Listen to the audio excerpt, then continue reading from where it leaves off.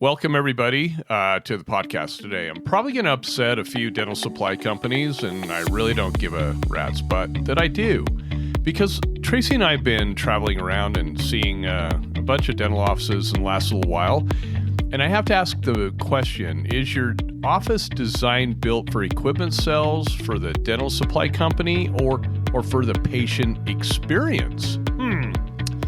Today's topic is called the dental operatory fallacy, and we begin our podcast right there. Welcome, all of you fantastic dental podcast listeners, to the My Practice, My Business Dental Podcast Show, where we help dentists profit and thrive with excerpts from the clinical business of dentistry training here at My Practice, My Business.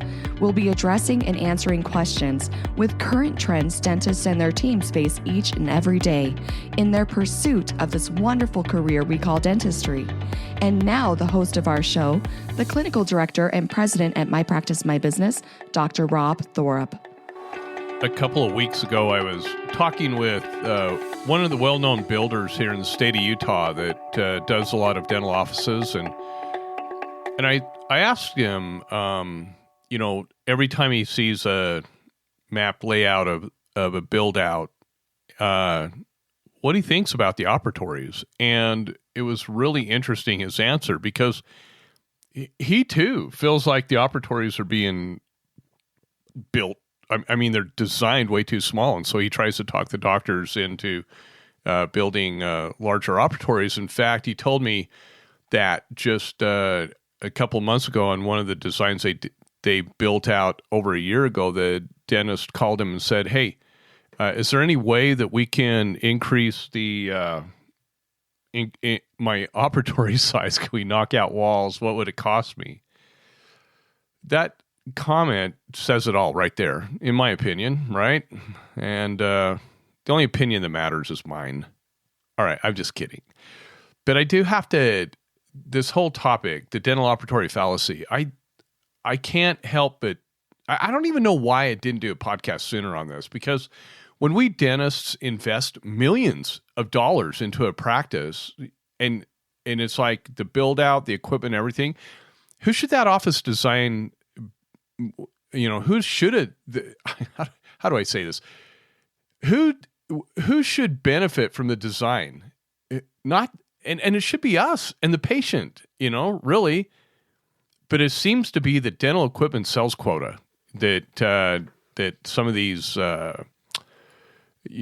suppliers have. And for decades, I'll just say it, the industry has answered this question the same way. And most dentists have never stopped to question it. So what is the current dental industry philosophy? It's simple. Almost every dental supplier recommends the same approach. Build as many operatories as possible. And the reasoning is similar and familiar, because they say you'll grow into them, or you'll eventually hire an associate, or you'll need specialists coming in. You don't want to trip over everybody, or you'll regret not building more. Dentists are also taught another philosophy. More operatories equal more production. Oh my gosh, that's such a pet peeve of mine and Tracy's. It's like, no, procedural profitability, increase collections. You might be able to produce more, but are you profitable? And then more production equals more collections. And at first glance, this all sounds logical, but logic without capacity, it's a dangerous business model. And so as we've gone into offices throughout the years, I went into one office and they were like me years ago when I only had 3 operatories, and they were going gangbusters. They were just loaded with patients and probably wish they could expand a little bit and have more operatories. But the doc made an interesting comment. She said, I'm super efficient on 3 operatories. And I said, good for you. Keep it that way for now. But let's follow the incentives. Let's ask an uncomfortable question. Who benefits financially when 5 operatories become 8 or 9? Which in our build out is exactly what was recommended. We can put 9 operatories in here, Rob. And I said, no, we're going to put 5. And it was like, what's fun is after 2.5 years into our build out, I was right, and for many reasons. I'll tell you why later. And who benefits when 8 becomes 12? It certainly isn't the dentist writing the check. No. The equipment manufacturer sells more equipment. The supplier, equipment rep, sells more, equipment. The cabinetry person makes more money. The supplier sells more delivery systems. The supplier installs more plumbing. The supplier installs more electrical. The supplier sells more chairs. The supplier earns more commission. Meanwhile, the dentist assumes the debt. So what is the carrying capacity nobody talks about in a dental practice? Well, here's the flaw in the industry's thinking, in my opinion. See, every dentist has a carrying capacity. We can only run so fast. Every hygienist has a carrying capacity. You've heard me talk about this. This is why they get ticked off at us, because we're cramming the schedule, making them work harder, because that's what we've been told will increase profitability. There is a limit, though, to how many patients that one clinician can competently treat during a day. And no amount of additional operatories changes that reality. You can't solve a human capacity problem with more square footage and more operatories. The clinical team can only run so fast, and once they exceed that capacity, the consequences become predictable, because the schedule falls apart, because everybody gets behind and patients wait longer. Stress will increase when you have that type of thought leadership. And communication suffers. The team literally becomes so exhausted by the end of the day that they want to find a new job. And what really does happen, and nobody likes to talk about because we all like to say we're perfect, but the quality of care begins to decline. And ironically, the very strategy the strategy designed to increase production often decreases the patient experience, and that creates long-term growth problems. So what is the reality we continue to observe? What is it? Well, over the years, Tracy and I have walked through hundreds of dental practices, and what do we consistently find? Operatories sitting empty. Let me say that again. Operatories that are underutilized, not used at all. We see unused dental chairs and unused equipment. We see unused square footage. The doctor and hygienists eventually discover a simple truth. And there are only so many patients one clinical team can comfortably care for in a day. So it doesn't matter if you're a single operator in your practice, one dentist, or if you have 2, 3, 4, 5 dentists in a practice. That dental team can only see so many. And the additional rooms rarely increase net production, or should I say, rarely bring in additional income. Oh my goodness. We have seen, instead they just increase debt, and the dentist is left making payments on those operatories that generate little to no return. I can't tell you how many practices have come to us to be trained, and they're huge, and there is no cash flow. And if that sounds familiar, you better call them, let us train you, because the hidden cost is not so hidden. Unused operatories are not free. They cost us money. Construction dollars, cabinetry, dental equipment, utilities, maintenance, financing costs, opportunity cost. Every square foot dedicated to an unused operatory is square footage that cannot improve the patient experience. And then there's this trend that when I was talking to the builder, it was really interesting. And there's actually companies out there that that teach this, harp on this. This is their mantra. It's called the Minimalist Operatory Consultants and Dental Suppliers, what they seem to push. I really want to make sure that I emphasize this so much. The dental suppliers love these consultants. They love them because that minimalist operatory, I call it opportunity for them too. The minimalist operatory companies out there, just, you've seen them. They look like little, where Harry Potter lived. That's where people are when he was growing up. What was it? The room under the stairs, the closet under the stairs. That seems. I mentioned that to my hygienist. They started laughing, a couple of them, because they're like, we have worked in those operatories where they're so small. It's like the closet under the stairs. They said even Harry Potter's closet seems bigger than some of the places they've practiced in. So the current trend has become smaller and smaller treatment rooms. And many are, many of these rooms, when they draw them out, they're 8 feet by 12 feet. But by the time you put cabinetry in and a rear delivery system in that occupies nearly 3 feet of that space, there's very little room behind you. And that's why they've gone to chairs with all the stress increasing, blood pressure increasing dental instruments hanging over the patient. Man, have you ever asked a patient to go sit in like an operatory like ours versus an operatory that's got all these danglies hanging all over them, lights, x-rays hanging over them, looks like death and destruction hanging over them. Have you ever asked them which one they feel more comfortable in? No, nobody asked them. Nobody asked the patient. So ask yourself, is this really the ideal environment for delivering modern dentistry?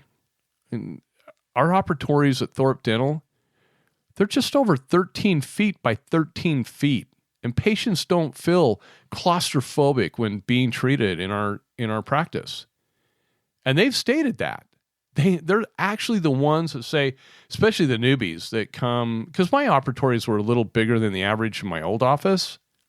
I took over an oral surgeon's office many years ago, and in my old office, and they had large operatories to begin with, but definitely not 13 by 13. And our patients certainly don't. They don't feel like they're walking into a little tiny cubby, and they don't feel anxious having dental work performed at all.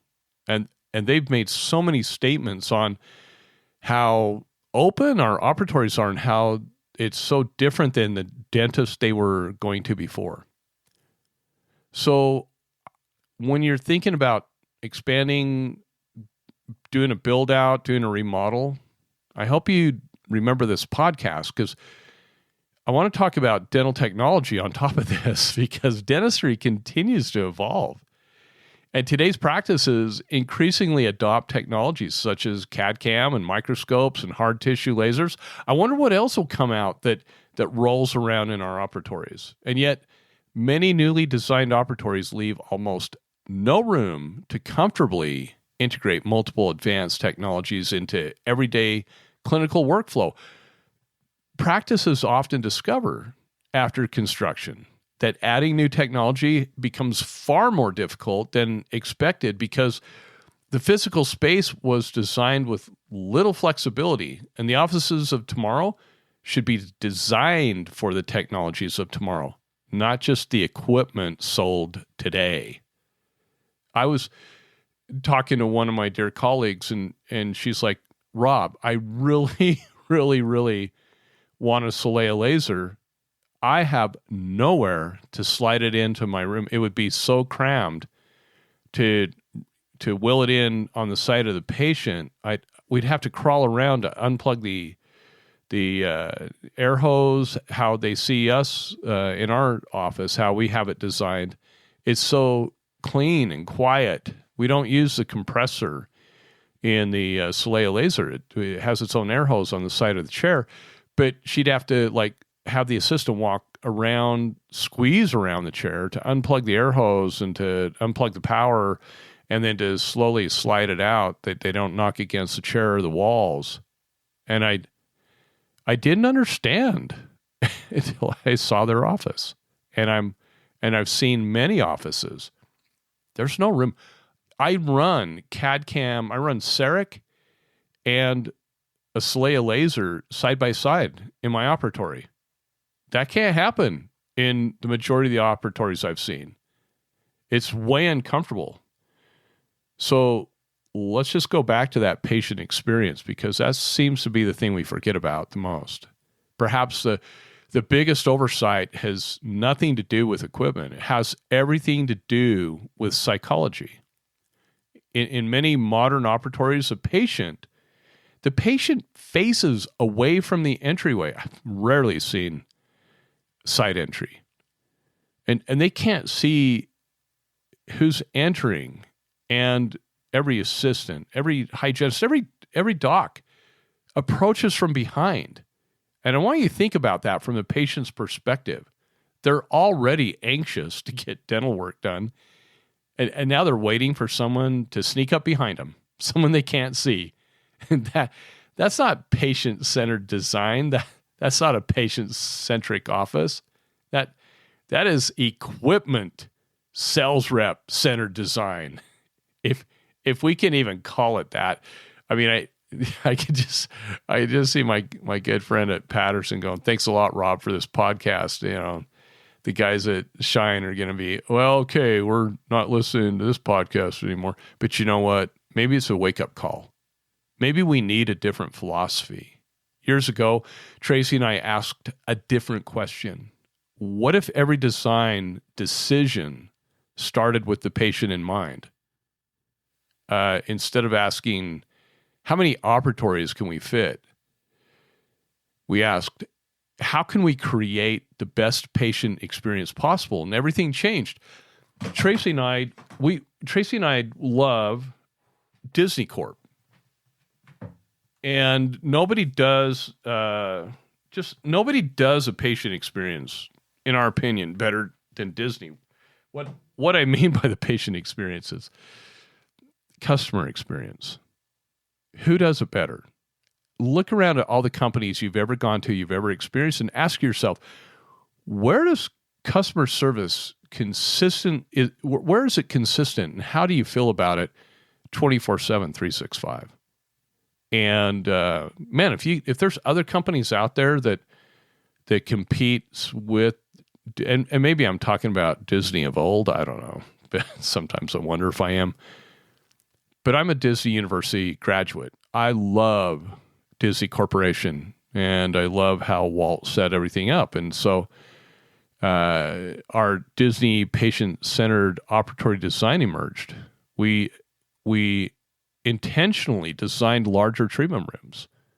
And our dental chairs, they sit sideways to the entrance. When we have these glass doors that are frosted about a foot and a half above, about 18 inches above ground level, and they're frosted clear up to, probably about 6'4", 6'6", and then there's frosted, but then they're clear on the top and the bottom, so natural light comes in all the time, just clear. And so that way we maintain, OSHA standards, and the doors they slide. They don't open. They're glass and they slide. And so patients immediately see everything. I mean, they can see feet. They can see a top of a head if they're lucky, if the person's standing 7 foot maybe. But they're not. Their anxiety decreases. And because patients immediately, they're watching TV in front of them, and they see anybody who opens the door. So the room feels open rather than confined. And there's ample space for advanced technology to work together efficiently. And the clinical team moves comfortably without banging into walls. And there's large plants in each operatory. We've got large TVs both in front of the patient when in the sitting, like when they're in the sitting position, it's just a large TV. They feel like they're at the cinema, and above the patient, slightly angled forward when lying down, when the patient's lying down, so they can actually see the programming choice without my head being in the way. And they're not like, it doesn't look like they're staring at me either. And speaking of programming, our patients have multiple viewing options to help them forget why they're even there. And there's no overhead, hanging dental lights, no x-ray units coming out of the wall, and everything is clutter-free. And our patients consistently comment on how different that experience feels compared with other dental offices. And this is one of the main reasons why we won the large design competition with the American Dental Association in 2024. And what is the Disney experience at Thorpe Dental? Well, we often describe our philosophy as creating the Disney experience. Every detail communicates one message. You, the patient, are the most important person here. Patients notice, families notice, referrals increase. Holy cow. People tell others about experiences that they cannot find elsewhere. And that's marketing no advertising budget can buy. None. So the real formula, I believe, for sustainable profitability is not more operatories, no. Perhaps the greatest misconception in dentistry is this: more operatories do not create more profit. Profitability comes from understanding the economics of every procedure. And sustainable practice knows its direct operating cost per hour just to break even with overhead. That's what those sustainable practices do and know. And that overhead should include the dentist making a respectable wage, not the average gross income of $160,000, $70,000, $80,000 a year that most dentists in the state of Utah make. And other states are right there with us. We're the second lowest in the nation. But there's not a big gap between us all. Not the kind I'd like to see. And how about the team members that we have making beyond a livable wage? You've heard me talk about that over and over. Those are two things not many want to talk about. But we do. I do. Tracy and I in our training, we do. Add to that practice sustainability that includes a minimum 30% corporate profit margin. That's where most dentists and their teams have no idea what I'm talking about. The unknown term is called procedural profitability. It establishes fees that allow each procedure to contribute toward overhead while generating a meaningful corporate profit. And our recommendation is to target a corporate profit margin of at least 30 to 50% after covering overhead expenses, even with PPO dental insured plans. And that's what we teach on. I am 95% PPO. And that's what we accomplish, 30 to 50% corporate profitability on nearly every single procedure minimally. And when practices understand their numbers, they no longer need to rely on simply seeing more patients and cramming operatories to become profitable, or they think profitable, because they see so much income coming in. They think, oh my gosh, look how much money I'm making. And then at the end of the day, it's like, where did the money go? You see, practices become profitable because every procedure is profitable when they understand procedural profitability and direct operating costs per hour. And that philosophy works with both fee-for-service patients and patients covered by dental benefit plans. Success with dental benefit plans, however, requires a lot more clinical. It requires more than clinical excellence. It actually requires a thorough understanding of dental insurance contract literacy and competency in dental laws that govern your state. Did you hear me when I said that? I want to repeat it.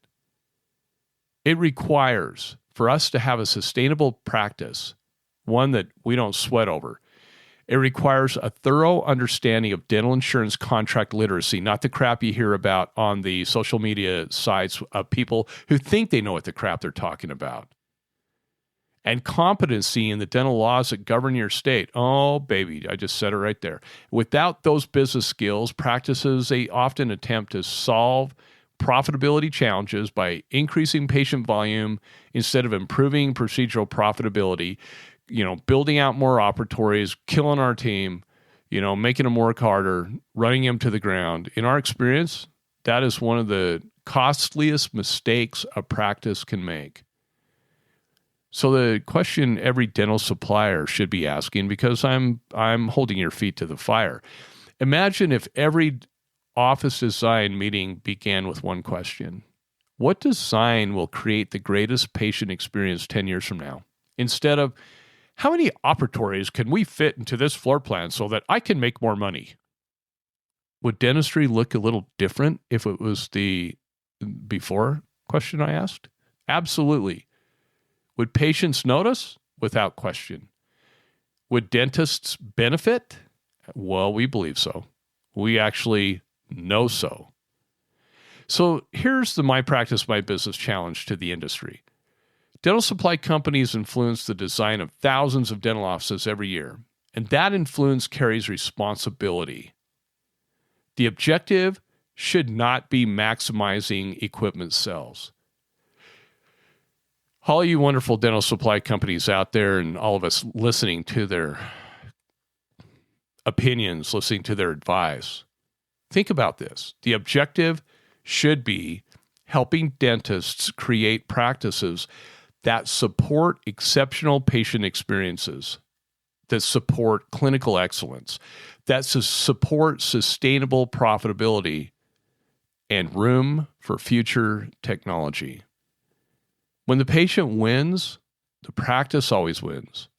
When the practice wins, well, the supply company wins. Greater trust is built. And it all begins by putting the patient first. So here's just a closing thought. The greatest dental offices are not remembered because they had the most operatories. No. They are remembered because patients felt cared for from the moment they walked through the door till the moment they walked out and beyond. Perhaps it's time we stopped asking how many operatories can fit into a building and maybe start asking how many extraordinary patient experiences can be created inside our practices.